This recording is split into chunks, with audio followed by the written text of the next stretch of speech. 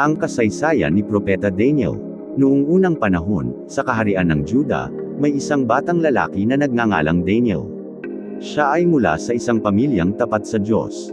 Ngunit dumating ang araw na sinalakay ng hukbong Babilonya ang kanilang bayan at dinala ang maraming kabataan, kasama si Daniel, sa malayong lupain bilang bihag.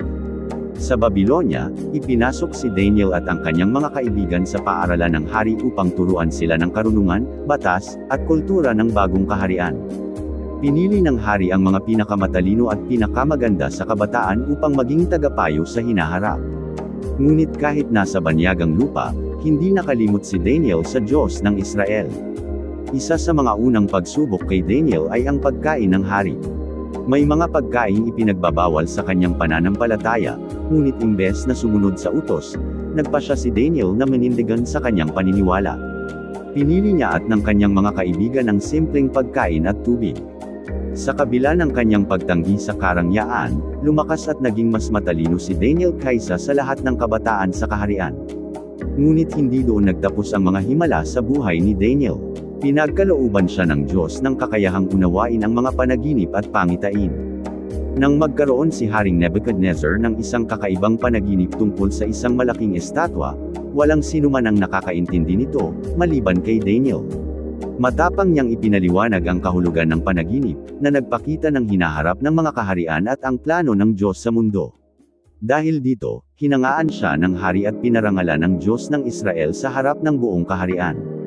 Sa paglipas ng panahon, si Daniel ay naging isa sa mga pinakamataas na tagapayo ng mga hari, sa ilalim ni Haring Nebuchadnezzar at ng sumunod na hari na si Darius. Ngunit sa kabila ng kanyang katungkulan, may mga taong naiinggit at naghanap ng paraan upang suruan siya. Nang ipatupad nila ang isang batas na nagbabawal sa sinumang manalangin sa Diyos maliban sa hari, hindi nagpatinag si Daniel. Patuloy siyang nanalangin ng 3 beses sa isang araw, kahit alam niyang may panganib. Dahil sa kanyang pananampalataya, ipinakulong siya sa yungib ng mga leon, isang lugar na puno ng panganib at takot. Ngunit sa himala ng Diyos, ang mga leon ay hindi siya sinaktan. Nang makita ito ng hari, labis siyang humanga at nagpatotoo sa kapangyarihan ng Diyos. Ang katapangan ni Daniel at ang kanyang hindi matitinag na pananampalataya ay nagbigay inspirasyon sa buong kaharian. Ang kwento ni Propeta Daniel ay nagtuturo sa atin na manatiling tapat sa Diyos kahit nasa banyagang lugar o mahirap na sitwasyon. Ang katapatan sa Diyos ay nagdudulot ng lakas at karunungan. Maging matapang sa pananampalataya, huwag matakot sa panganib o pagsubok. Ang Diyos ay laging kasama ng mga nagtatapat sa Kanya. Magtiwala sa plano ng Diyos kahit sa mga oras ng panganib. May layunin at proteksyon ang Diyos para sa atin.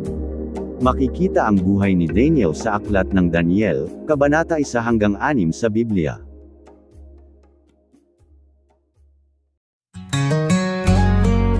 When the weight gets heavy, I lift my hands to heaven.